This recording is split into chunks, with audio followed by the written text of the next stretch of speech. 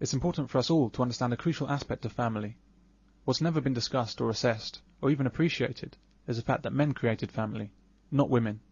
Women can't form families, they can only bear children. A mother and children is just that, a mother and children. Family exists when the father is together with mother and child.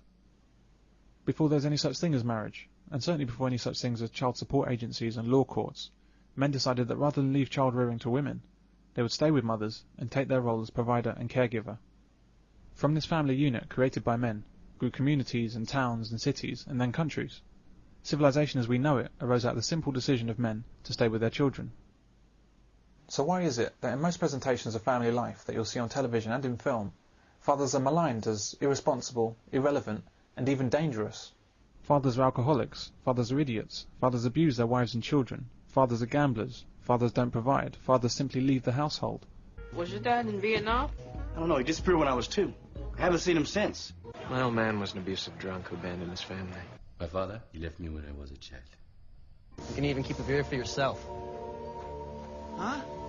Oh, no. My dad used to drink.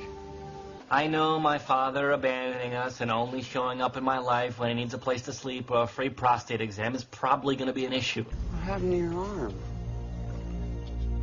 My dad drinks, too.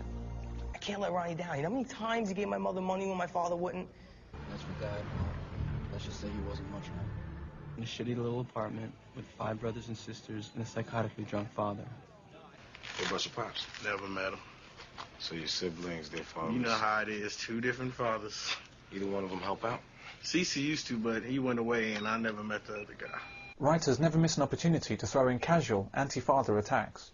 One customer had an out-of-state warrant for child support. He used to say about Pops, no child support, no calves. See, no one's ever stood up for Worm.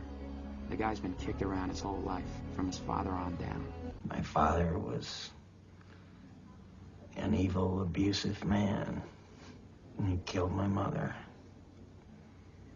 when she was sleeping.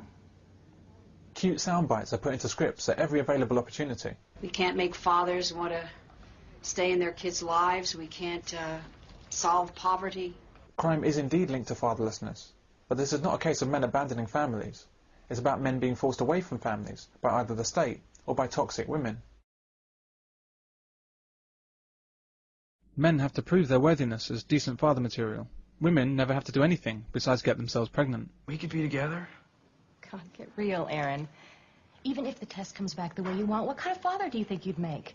You're out all night with your idiot headbanger friends. You can't hold a job. You can't even clean up after yourself. Would you want a father like you? All I'm doing is looking out for my son. Can't you see that?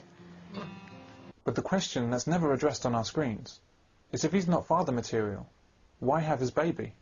And what makes you think he knows a damn thing about being a father? He's a good guy who wants to take care of his child. It's more than you can say for a lot of men. He's a good father. Better than most. Better than most? What does this mean? What's the writer trying to achieve with a hateful remark like that? I take it personally. Why does the BBC think it's okay to use my own licence fee money to attack me in this way? They wouldn't dare to even think of a similar anti-Jew remark, but anti-man is just fine.